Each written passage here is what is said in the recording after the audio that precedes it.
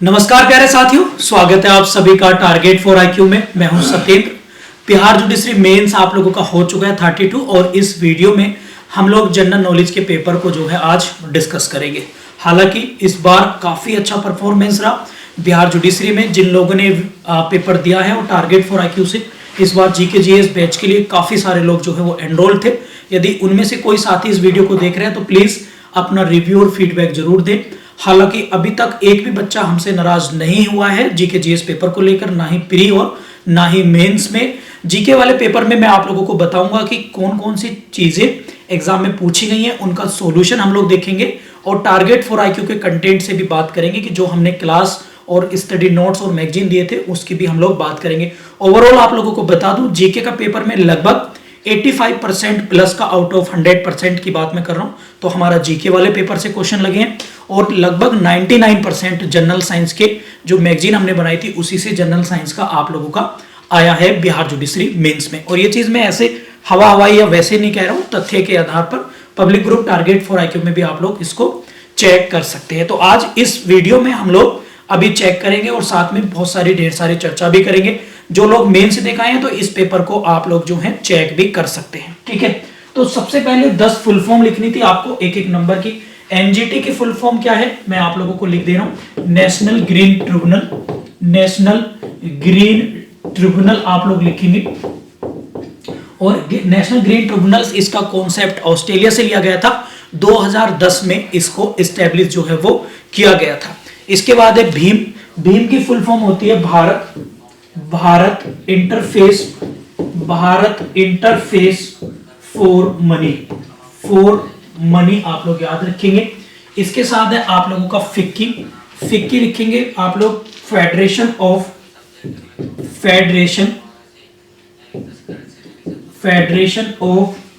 Indian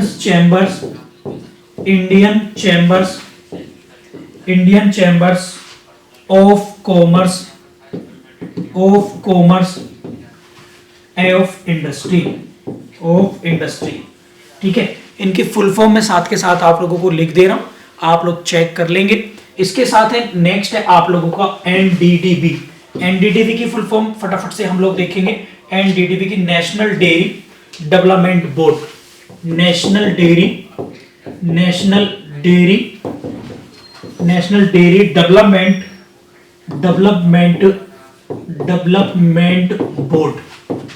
development board जो है इसकी क्या है अगर बात करें फुल फॉर्म है। इसके बाद है AI earth analogue interface unit. Analogue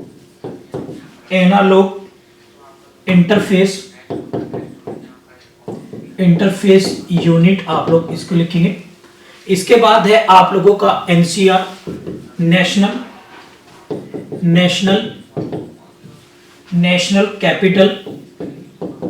capital region. इसके बाद है एचओएम लिखेंगे, एसोसिएट चैम्बर ऑफ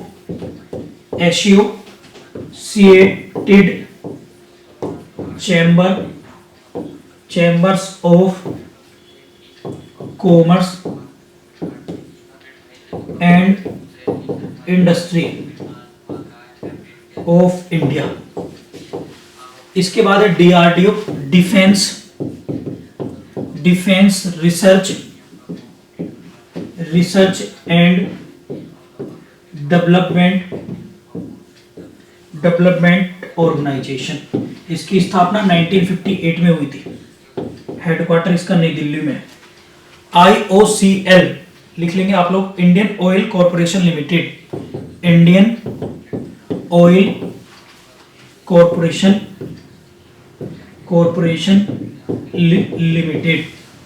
इसके बाद है एसएचएम लिखेंगे, smile harmonic motion, simple harmonic motion. ये कुछ फुल फॉर्म है, सबकी फुल फॉर्म पूरा सॉल्यूशन कराऊंगा इस पेपर में मेंस का। जो लोग अपकमिंग 33 बिहार जुडिशरी की तैयारी कर रहे हैं तो उनके लिए काफी इंपॉर्टेंट सॉल्यूशन जो है वो रहने वाला है। इसके साथ नेक्स्ट है NYKS। तो NYKS क्या है? नेहरू युवा केंद्र संगठन। नेहरू नेहरू युवा केंद्र संगठन आप लोग लिखेंगे। एडीबी क्या है? Asian development bank. इसके बाद है ONGCIL, तो oil and natural gas corporation limited, oil and natural gas corporation limited. इसके बाद है FAQ, तो फ्रीक्वेंटली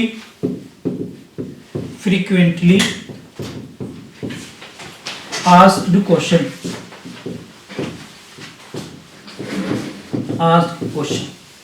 ठीक है। तो ये थे हमारा फुल फॉर्म वाला पार्ट जो हमारा अभी बिहार 32 का हुआ है। एक भी फुल फॉर्म ऐसी नहीं है जो हमने ना कराई हो, और एक भी फुल फॉर्म ऐसी नहीं थी जो हमने स्टडी मटेरियल में नहीं दी। मतलब ये 10 की 10, हालांकि 12 फुल फॉर्म है, लेकिन हमारे कंटेंट से सारी की सारी फुल फॉर्म जो है एज इट इज आ गई थी। लगभग मैंने 500-600 फुल फॉर्म दी थी, उन्हीं में से ये आ गई है, ठीक है। इसके बाद हम नेक्स्ट क्वेश्चन की बात करेंगे। क्वेश्चन नंबर 2 है, निम्नलिखित स्थानों से संबंधित सुप्रसिद्ध व्यक्तियों के नाम बताने, आपको रिलेटेड फेमस पीपल बताने आपको। तो इनसे रिलेटेड अगर हम बात करेंगे, पब्बन द्वीप से रिलेटेड है डॉक्टर APJ अब्दुल कलाम होगा। रामेश्वरम द्वीप आप लोग लिख लेंगे। सिकंदरा से अकबर आप लोग लिख लेंगे, अकबर। सिकंदरा से कौन है? अकबर। उरुवेला से लिख लेंगे आप लोग भगवान गौतम बुद्ध। शासाराम से लिखेंगे शेर शाह सूरी आप लोग नोट कर लेंगे। पांडुचेरी से 2 व्यक्ति आप लोग चाहो तो लिख लेंगे, अभी किरण बेदी भी रही थी चर्चाओं में, और दूसरा चाहो तो अरविंद घोष लिख लेंगे, अरविंद घोष, ठीक है। कौन? अरविंद घोष। इसके साथ वीर भूमि आप लोग नोट करेंगे, राजीव गांधी की समाधि स्थल है, और सुमंदर मंदिर में रामदास, ठीक है। इसमें गुरु अर्जुन देव भी हो सकता है, क्योंकि हरमिंदर साहिब की स्थापना उन्होंने ही करी थी। आगे बढ़ते हैं। इसके बाद ये भी 5 के 5 क्वेश्चन हमारे कंटेंट से क्लास में मैं कई बार मल्टीपल टाइम स्टैटिक के रूप में इन्हें करवा चुका हूँ, तो ये भी हमारी मैगजीन में भी है और कंटेंट में भी आपको मिलेंगे। इसके साथ है उन नदियों के नाम लिखने जिसके किनारे पर जो है शहर स्थित है। जल्दी से कोई 5 लिखना था तो फटाफट से लिखेंगे। पोंटा साहिब हिमाचल में पड़ता है, उत्तराखंड के बॉर्डर के पास में, चक्राता रोड पर। तो हम लोग देखेंगे ये उत्तराखंड में है। पोंटा साहिब आप लोग देखेंगे, पोंटा साहिब तो ये आप लोगों का यमुना नदी पर है। वैसे पोंटा साहिब उत्तराखंड में नहीं है, ये हिमाचल प्रदेश में आता है। पोंटा साहिब गुरुद्वारा भी है, सिखों के 10वें गुरु गोविंद सिंह यहाँ पर गए थे, इसी वजह से फेमस है। वर्धा आप लोग लिखेंगे, वर्धा जो है वो गोदावरी नदी पर है। मोरबी जो गुजरात में भी घटना घटी थी वो है मच्छू नदी। कौन सी? मच्छू नदी। नासिक आप लोग लिखेंगे कावेरी नदी पर है। नासिक कौन सी है? सॉरी, गोदावरी नदी पर नासिक। इसके साथ साथ आप लोग आगे बढ़ेंगे, आगे देखेंगे तो लखनऊ आपका गोमती। कटिहार जो है वो कोसी नदी के किनारे, और गया जो है वो फाल्गु नदी के किनारे पर है। किस पर? फाल्गु नदी, ठीक है। लखनऊ आपका गोमती रिवर, और कटिहार जो है वो कोसी नदी, और कोसी को बिहार का शोक भी कहते हैं, ठीक है। इसके बाद है आप लोगों से पूछ लेंगे फटाफट से कि भाई किस राज्य में, क्वेश्चन नंबर 4 था, किस राज्य में स्थित है फूलों की घाटी। अगर मैं बात करूं तो आप लोग, ये भी सारे क्वेश्चन हमारे नोट्स और जीके से ही आए हैं। फूलों की घाटी ये उत्तराखंड, आप लोग देखते हैं चमोली डिस्ट्रिक्ट में। नागौर नेशनल पार्क की लिस्ट हमने दी थी, कर्नाटक में है। रानीपुर आपका ये भी जो है कर्नाटक में है। कवरताल वेटलैंड ये बिहार में हो गया। अकबर का मकबरा आगरा में है, सिकंदरा में। शालीमार उद्यान आप लोग अगर देखेंगे तो जम्मू कश्मीर में है, J&K में है।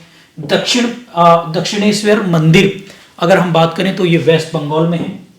और पिंडारी ग्लेशियर, पिंडारी हिमानी जो है वो उत्तराखंड में है, ठीक है। तो ये भी सारे के सारे स्टैटिक पार्ट को कवर करते हैं। इसके बाद है क्वेश्चन नंबर 5, इन राज्यों और राज्यपालों के नाम आपको बताने थे कि त्रिपुरा का कौन है, और ये आप लोगों के लिए काफी इंपॉर्टेंट है। क्वेश्चन नंबर 5 है, क्योंकि त्रिपुरा के राज्यपाल और राज्यपालों के नाम, उपराज्यपालों के नाम जो हैं वो बताने, जैसे आपका पंजाब हो गया, या आप लोगों का क्या हो गया, दिल्ली हो गया। तो त्रिपुरा के हैं इंद्रसेन रेड्डी, पंजाब के अगर हम बात करें बनवारी लाल पुरोहित, दिल्ली के तो विनय कुमार सक्सेना ही हैं, राजस्थान के आपके कलराज मिश्र हैं, और इसके साथ साथ हिमाचल प्रदेश के जो हैं वो हैं सीबी प्रताप शुक्ल। ये तब हैं जब करंट अफेयर में, मतलब अभी एट दिस टाइम जब ये वीडियो में रिकॉर्ड कर रहा हूँ, हिमाचल प्रदेश में शिव प्रकाश शुक्ल, गुजरात में है आचार्य देवव्रत, और मणिपुर में है अनसुईया उइके। ठीक है, इसके बाद है निम्नलिखित में से किन्हीं 5 के उत्तर आपको देने। तानसेन कौन था भाई साहब, आपको पता ही है, ये जो है म्यूजिशियन था, संगीत का ज्ञाता था, और ये अकबर के 9 रत्नों में से एक था। इसके बाद शांति निकेतन के संस्थापक कौन है, तो रविंद्रनाथ टैगोर हैं। मुमताज महल का मूल नाम क्या था, तो मुमताज का मूल नाम था अर्जुमन बानो बेगम। इसके बाद रेडियो धर्मिता की खोज किसने करी थी, तो वो करी थी हेनरी बेकरवेल ने। ऑक्सीजन की खोज किसने की थी, तो प्रिस्टले लिख लेंगे। और दूरदर्शन धारावाहिक रामायण के निर्माता रामानंद सागर थे। और नेपाल की संसद को कहते हैं जातीय पंचायत। ठीक है, क्लियर हो गया। ये वन लाइनर क्वेश्चन है, इसमें एक ये वाला क्वेश्चन ये जनरल साइंस में मैंने कई बार कराए थे। एक क्वेश्चन इसमें शायद आउट है हमारे, इसमें नहीं आया, बाकी मैंने करा दिए थे आपके। इसके बाद है 5 में संक्षेप में लिखना है। जलदूत ऐप लिखना है भाई। जलदूत ऐप कौन सा है, क्वेश्चन नंबर 7 हम लोगों को देखेंगे कि जलदूत ऐप क्या है, इसको देखेंगे फटाफट से। जलदूत ऐप की बात करें तो ये अभी जो है ग्रामीण विकास मंत्रालय, रूरल डेवलपमेंट मिनिस्ट्री के द्वारा ये चलाया गया। और इसमें क्या है, गांवों में जो कुएं हैं उनको क्या करा है, उसके वाटर लेवल को, जल स्तर को पता लगाने के लिए ये ऐप जो है लॉन्च किया गया है। सुदर्शन शक्ति 2023 क्या है, ये एक एक्सरसाइज है भारतीय सेना की, ये याद रखेंगे। और इसका आयोजन जो है पंजाब और राजस्थान में आयोजित किया गया था। भारत की इंडियन आर्मी की मिलिट्री एक्सरसाइज है। इसके बाद है 17वां प्रवासी भारतीय दिवस सम्मेलन, तो ये इंदौर में हुआ था, ये आप लोग याद रखेंगे। और इसमें इरफान अली आपके जो है गुआना के जो है इसमें आए थे एज ए चीफ गेस्ट, आप लोग याद रखेंगे। इसकी थीम थी प्रवासी अमृत काल में भारत की प्रगति और विश्वसनीय भागीदार, इसकी थीम थी। इसके बाद भारत के सर्वोच्च न्यायालय का कोलिजियम सिस्टम पूछा था, collegium of the supreme court of India. तो कोलिजियम में क्या है, न्यायाधीशों की नियुक्ति से रिलेटेड एक या उसके ट्रांसफर से रिलेटेड एक सिस्टम है। और इसकी कोलिजियम में जो अध्यक्षता करते हैं भारत के मुख्य न्यायाधीश, और उसके अलावा जो भी सुप्रीम कोर्ट के सुपीरियर 4 जज हैं वो भी इसमें शामिल होते हैं। उन्हीं के आधार पर सरकार को अपॉइंटमेंट के लिए या ट्रांसफर के लिए भेजी जाती है लिस्ट, इसे बोलते हैं कोलिजियम। इसके बाद कंकरेंट लिस्ट शेड्यूल 8 का आपको विषय आ गया। इसमें जो है 7वीं सूची में मिलते हैं, जिसमें कंकरेंट लिस्ट भी आपकी यूनियन लिस्ट भी शामिल है। और ये इसमें केवल केंद्र सरकार ही क्या कर सकती है, अपने कानून और नियम बना सकती है। इसके बाद जीडीपी है, ग्रोस डोमेस्टिक प्रोडक्ट। इसमें क्या होता है कि किसी भी देश की भौगोलिक सीमाओं के अंदर जो वस्तुएं होती हैं और सीमाओं के उत्पादन को, प्रोडक्ट और सर्विस की जो टोटल जो निकल के आता है गेन को, वही क्या बोलती हैं, जीडीपी बोलते हैं। गैल्वेनोमीटर क्या है, अगर हम बात करें तो कोई सर्किट है, कोई परिपथ है, उसमें जो धारा की उपस्थिति का पता लगाने के लिए, करंट का पता लगाने के लिए गैल्वेनोमीटर का यूज किया जाता है। ये सारे क्वेश्चन भी हम कई बार क्लास में करा चुके थे। इसके बाद निम्न 5 पुस्तकें बताइए। इन पुस्तकों में हमारा नहीं आया है, हम मतलब टू बी वेरी ऑनेस्ट, ये पुस्तकें थोड़ी आउट ऑफ सिलेबस रही, तो ये हम लोग नहीं कर पाए, मतलब ये क्वेश्चन 5 नंबर नहीं आया। तो क्योंकि इस बार काफी इंपॉर्टेंट पुस्तकें थी, तो मैं आप लोगों को बता दे रहा हूँ। Brave hearts of Bharat Vikram Sampath की पुस्तक है। Now you breathe Rakhi Kapoor की है। The third pillar Raghuram Rajan की, ये वाली किताब हमने कराई थी। The third pillar Raghuram Rajan की ये वाली किताब मैंने कराई थी क्लास में, बाकी नहीं कराई थी। और फिर इसके बाद द इनहेरिटेंस ऑफ लॉस, ये पुस्तक जो है किरण देसाई की है। और ए वॉइस फॉर फ्रीडम, ये है आप लोगों की नयनतारा सहगल की। और इंटरनल इंडिया इंदिरा गांधी की है। और हेड्स एंड टेल्स, ये भी कराई थी, हेड एंड टेल्स, तो ये है आप लोगों की मेनका गांधी की पुस्तक। ठीक है, क्लियर है। जो लोग अभी पेपर दे के आए हैं तो इसको चेक भी कर लेंगे, अपने नंबर काउंट कर लेंगे। और इस वीडियो के लास्ट में आप बताना भी मुझे कि किसके कितने नंबर अप्रोक्स सही हो रहे हैं प्लीज, उससे मैं आपकी मेंस की कट ऑफ भी बता पाऊंगा। ठीक है, क्लियर होगी बात सभी को। इन 5 पुस्तकों, अब ये आपकी थोड़ी सी पुरानी पुस्तकें आ गई हैं तो इन्हें एक बार और देख लेते हैं कि इन 5 पुस्तकों, खुमान रासो, ये है दलपत विजय की, खुमान रासो दलपत विजय की पुस्तक है। वोल्गा से गंगा, ये पुस्तक है आप लोगों की राहुल सांस्कृत्यान की है। नरक दर नरक जो है वो है ममता कालिया की। इसके बाद है उसके हिस्से की धूप पुस्तक है, ये है मृदुला गर्ग की। अग्नि वीणा है काजी नजरुल इस्लाम की। नीति दशक पुस्तक है आपकी, वो लिखेंगे भरत हरि की। और पंचतर तो कई बार मैं करा चुका हूं, तो पता ही होगा आपको, विष्णु शर्मा की। ठीक है, इसके बाद है निम्न में से कौन 5 पर संक्षिप्त टिप्पणी लिखनी है, शॉर्ट नोट्स लिखनी है। तो मैं शॉर्ट नोट्स का मतलब 2 नंबर में पूछा है तो 2-3 लाइनें लिखनी है। मैं मतलब ज्यादा डिटेल में तो इन पर डिस्कशन नहीं कर पाऊंगा आप लोगों से, लेकिन थोड़ा सा आप लोगों को बताऊंगा। जैसे गलवान घाटी थी, तो यहाँ पर क्या हुआ था, भारत और लद्दाख में पड़ते हैं, भारत और चाइना के बीच में यहाँ पर झड़प हुई थी गलवान घाटी में। और इसमें श्योक नदी जो है गलवान घाटी से होकर गुजरती, श्योक नदी, ये भी आप लोग याद रखेंगे। और झड़प की वजह से यहाँ पर ये चर्चाओं में रहा था। भारत छोड़ो यात्रा, आप लोगों को पता है, यहाँ पर भारत छोड़ो यात्रा की शुरुआत की गई थी राहुल गांधी के द्वारा सितंबर 2022 में, जिसमें राहुल गांधी कन्याकुमारी से लेकर कहाँ तक गए थे, जम्मू कश्मीर तक। और गलवान घाटी की झड़प जो हुई थी 2020 में हुई थी, जिसमें 41 सैनिक शहीद भी हो गए थे, आप लोगों को पता होगा। रूस में वैगनर विद्रोह, ये वाला टॉपिक हमने नहीं कराया था, बाकी ये दोनों करा रखे थे। हाल ही में यहाँ पर क्या हुआ है, यहाँ पर जो है एक वैगनर जो है एक प्राइवेट मिलिट्री कंपनी है, इसके द्वारा क्या करा गया, एक विद्रोह किया गया है। कहां पर, रूस के रक्षा मंत्रालय के अगेंस्ट। बस इतना याद रखेंगे। किस लिए याद रखेंगे, इस पर आरोप लगे थे भ्रष्टाचार के, इसी वजह से उनके कंपनी के जो कर्मचारी, उन्होंने यहाँ पर विद्रोह कर दिया था। यूसीसी काफी चर्चाओं में रहा है, आप लोगों को पता है, आर्टिकल 44 में हम लोग देखते हैं, संविधान इसकी कमेटी भी बनी है और यूसीसी को लेकर चर्चाओं में था। सभी धार्मिक जो रिलीजन है उनमें, ताकि इक्वलिटी आए, जैसे विवाह, तलाक, विरासत, गोद लेने आदि के कानून में एक रूपता प्रदान करने के बारे में प्रावधान जो है करती है, ये आप लोग याद रखेंगे। ठीक है, 2013 का केस है एक, सुप्रीम कोर्ट ने भी कहा था कि भारत में यूसीसी लागू कर दी जाए, John Vallamattom versus union of Indian, ये आप लोग जो है याद रखेंगे। विजन 2035, इसमें क्या है, नीति आयोग का है ये, तो इसमें क्या है कि ये नीति आयोग का है और स्वास्थ्य से रिलेटेड है भैया, कि इसमें क्या है कि स्वास्थ्य से निगरानी को बढ़ाना, सबको हेल्थ रहना है, और उस हर व्यक्ति का डेटा जो है डिजिटल रूप में रखा जाएगा, ताकि आगे फ्यूचर में, इमरजेंसी में डिजिटलाइजेशन को बढ़ावा मिले हेल्थ सेक्टर में, और व्यक्ति की जो दवाइयाँ हैं या फिर उस कौन कौन सी बीमारी से, तो डिजिटल रूप में उसको सेव करना। पवन ऊर्जा, आप लोगों को पता है, वाइंड एनर्जी, ये टरबाइन के द्वारा हो जाती है, रेन्यूएबल एनर्जी है, नवीनकरणीय ऊर्जा इसको बोलते हैं, और ये इससे प्रभाव इफेक्ट नहीं करती एनवायरनमेंट को, ये गुड एनर्जी के रूप में जानी जाती है।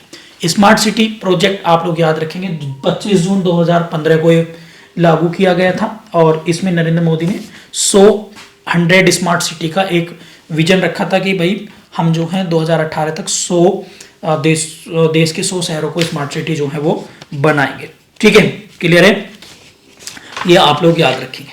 अभी ये इसलिए चर्चाओं में था कि 2018 का टारगेट सब 2023 का टारगेट जो है वो कर दिया गया है।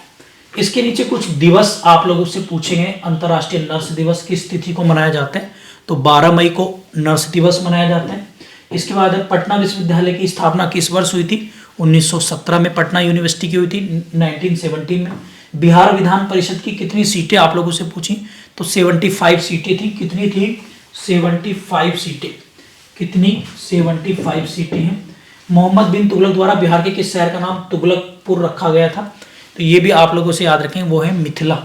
मिथिला को आप लोग यहाँ पर राइट आंसर लिखेंगे। स्वतंत्र भारत में बिहार के राज्य के प्रथम राज्यपाल कौन थे, तो क्वेश्चन नंबर ई अगर हम देखेंगे वो थे जयराम दास दौलत राम, तो दौलत राम याद रखेंगे, दौलत राम। ठीक है, इसके बाद है क्वेश्चन नंबर एफ, बिहार की नकदी फसल कौन सी है, तो भैया वो है गन्ना, ये आप लोग याद रखेंगे। गन्ना क्या है, यहाँ की नकदी फसल है बिहार की। गोलघर बिहार आप लिखेंगे किस शहर में स्थित है, तो गोलघर आप लोगों का पता ही होगा आपको, पटना में। क्वेश्चन नंबर 12 देखेंगे, बादल फटना क्या है, मतलब एक आप लोगों से पूछा था, बादल फटना एक जो है नेचुरली प्राकृतिक घटना हम लोग इसे कहेंगे।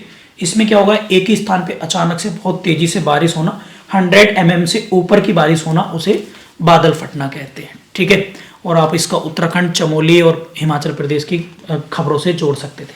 हरित गृह प्रभाव क्या है, ग्रीन हाउस इफेक्ट, ये कई बार बता चुका हूं।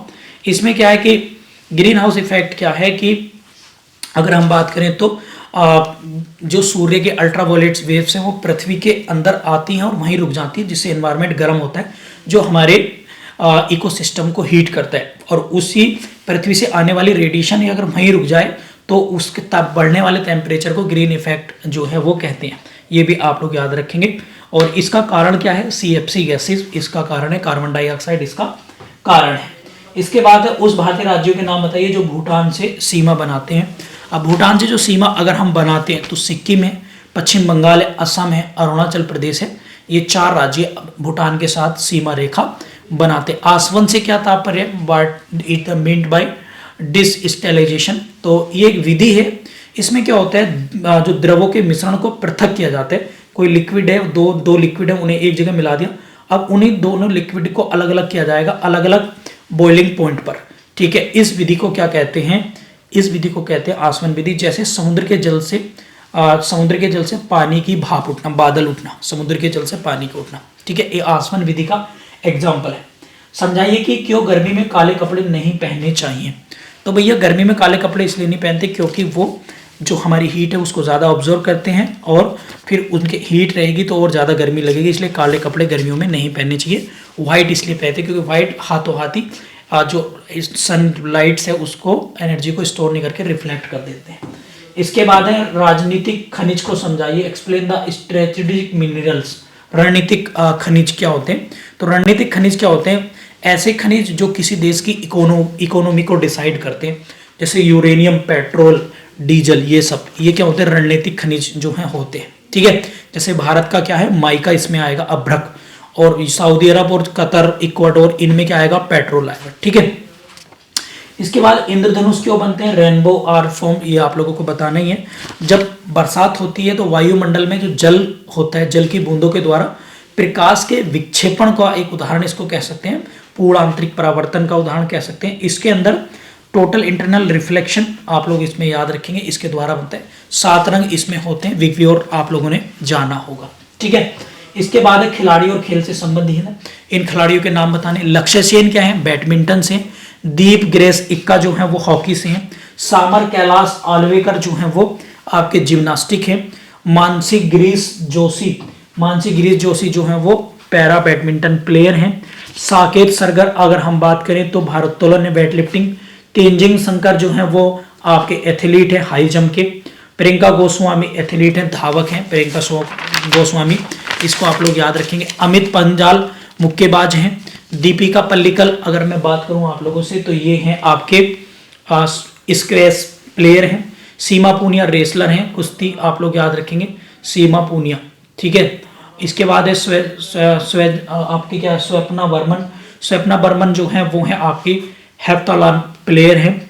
ओम प्रकाश निशानेबाज हैं और नीरज चोपड़ा भाला फेंक थ्रो में आप लोग इन्हें जानते हैं।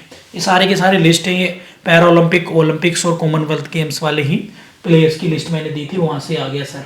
किन्हीं 10 के उत्तर देने। बनारस की संधि किस वर्ष हस्ताक्षर हुई, तो ये आपको बताना है 1973 में बता देंगे। 2 उपनिषदों का नाम बताना है भाई, एक तो हो गया मुंडकोपनिषद हो गया, छंदोदय हो गया, ये 2 उपनिषद है। उपनिषद कितने हैं टोटल, 18 उपनिषद है, आप लोग याद रखेंगे। ठीक है, इसके बाद किस शिलालेख में अशोक ने स्वयं को मगधी राज कहा है, तो वो लिखेंगे भाबरू बेबार में। ठीक है, राजस्थान में। फिर है आपका भारत के बारे में लिखने वाला पहला यूनानी लेखक, वो था मेगास्थनीज। किस मुगल बादशाह ने सुलह कुल की नीति को अपनाया था, तो लिखेंगे अकबर को। दिल्ली का पुराना किला बनवाया किसने था, शेरशाह सूरी ने, आप लोग इसको लिख लेंगे। भारत के खिलाफत आंदोलन का नेतृत्व किसने किया था, सैयद अली और मोहम्मद अली बंधुओं ने, अली बंधु इसको कहते हैं। किसने कहा था कि भैया 1857 का पहला विद्रोह है, वीडी सावरकर। मैसूर के राजा टीपू सुल्तान की मृत्यु कब हुई थी, 1799 में, 1799 में, ये आप लोग याद रखेंगे, वेरी वेरी इंपॉर्टेंट है ये क्वेश्चन। हैदर अली का बेटा था टीपू सुल्तान। ठीक है, मैसूर डायनेस्टी में इसको हम पढ़ते हैं। इसके बाद भारतीय इतिहास में किसे साहे बेखबर कहा जाता है? साहे बेखबर रंगीला बादशाह को कहा जाता था। इसका नाम आप लिखेंगे बहादुर शाह प्रथम को। ठीक है, जलियांवाला बाग नरसंहार का उत्तरदायी आपको पता ही होगा कौन है, वो है जनरल डायर।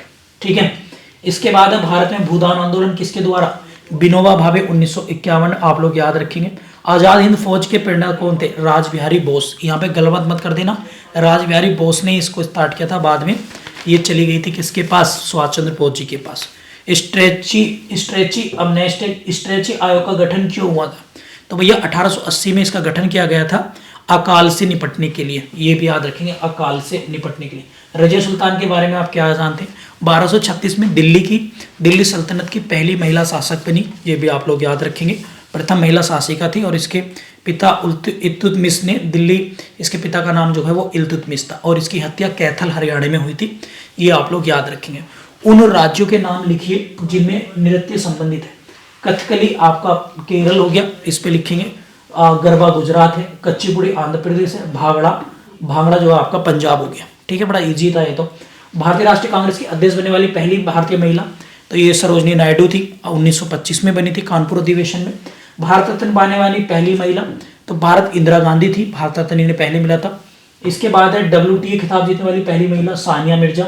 ऑस्कर पुरस्कार जीतने वाली पहली महिला भारतीय, वो बतानी आप लोगों को भानु अथैया। ये भी आप लोग याद रखेंगे।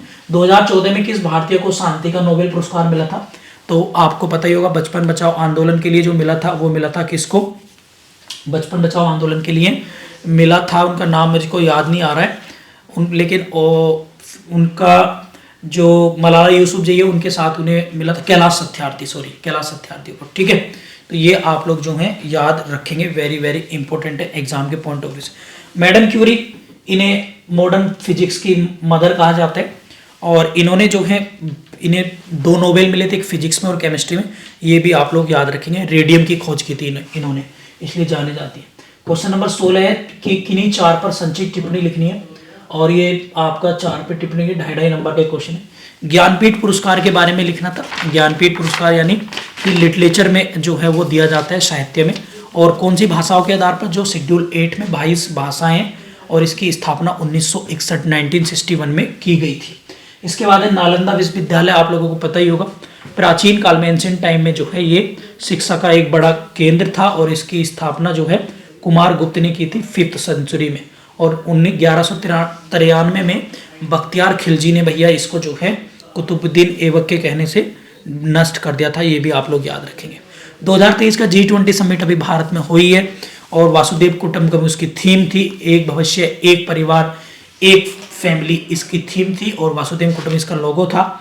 और इसमें काफ़ी सारे देश आए। अफ्रीकन यूनियन इसमें नया देश शामिल किया गया है, बांग्लादेश, ओमान, UAE और आपका नाइजीरिया। इसके साथ साथ 9 देशों को इसमें जो है शामिल किया गया है। बर्ड रिंगिंग स्टेशन से क्या तात्पर्य है? बिहार में इसका निर्माण कहाँ होना है? तो ये एक ऐसा क्षेत्र है जहां पर प्रवासी पक्षियों का अध्ययन किया जाएगा। ये आप लोग याद रखेंगे, बिहार के भागलपुर से संबंधित है, ये आप लोगों को याद रखना है। ठीक है, चंद्रयान 3 के बारे में काफ़ी बार मैं क्लास में बताया ही था कि ये चंद्रयान पर है। 14 जुलाई को गया, 23 अगस्त को पहुंचा, उसी को स्पेस डे के रूप में मनाया। और जहां पर इसने लैंडिंग की थी उसे शिव शक्ति पॉइंट के रूप में जाना गया। श्रीहरिकोटा आंध्र प्रदेश से इसरो ने इसको लॉन्च किया था, और हम ऐसे करने वाले हम 4थे देश जो है वो विश्व के बन गए हैं। इसके बाद है स्पेनिश फ्लू, आप लोग देखेंगे ये एक जो है वायरस है, और 1918 में ये है महामारी के रूप में फैल गया था, पेंडेमिक के रूप में। ये आउट ऑफ सिलेबस क्वेश्चन इसको कह सकते हैं, आप लोग इसको याद रखेंगे। ठीक है, क्लियर है। आगे बढ़ते हैं। UNO, कुछ दिवस आप लोगों से पूछे गए हैं। UNO दिवस 24 अक्टूबर को UNO की स्थापना हुई थी, इसलिए मनाया जाता है।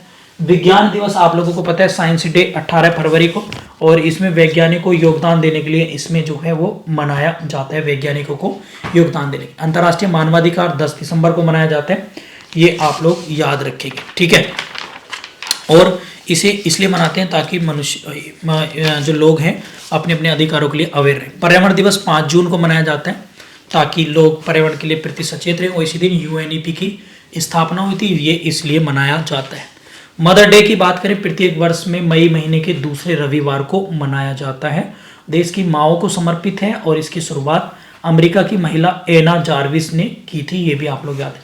चिकित्सा दिवस 1 जुलाई को मनाया जाता है और डॉक्टर विधान चंद्र राय की तिथि पर मतलब सम्मान में इसको जो है वो मनाया जाता है, डॉक्टरों की भूमिका के लिए। साक्षरता दिवस 8 सितंबर को आप लोग याद रखेंगे। इस दिन साक्षरता क्या है, लोगों को एजुकेटेड होने के लिए, पढ़ाने के लिए ध्यान में रखते हुए ये जो है वो बनाया जाता है। ठीक है, तो ये सारे मैंने कई बार क्लास में वैसे कराए थे, काफ़ी इंपॉर्टेंट हैं सारे के सारे। अगर मैं आप लोगों से बात करूं तो वो है क्या, निम्नलिखित में से किन्हीं 5 के उत्तर दीजिए।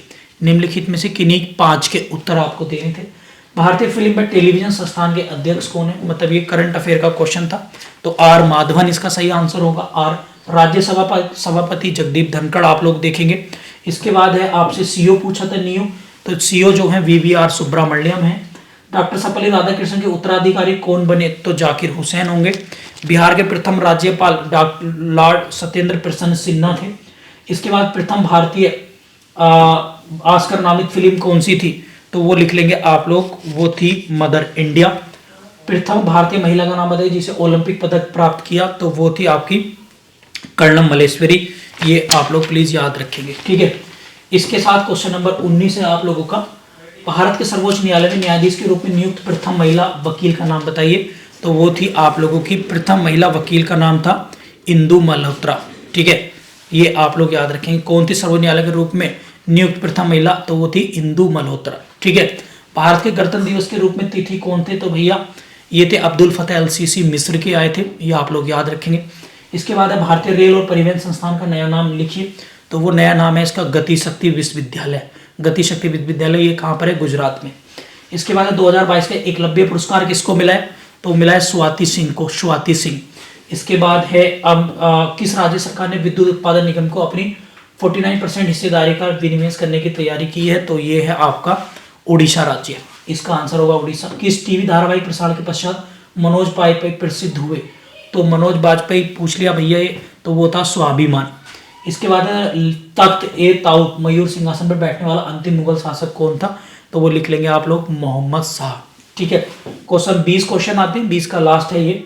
वो मधुबनी चित्रकला बिस्मिल्लाह खान और आदमी, इन पर टिप्पणी लिखनी है।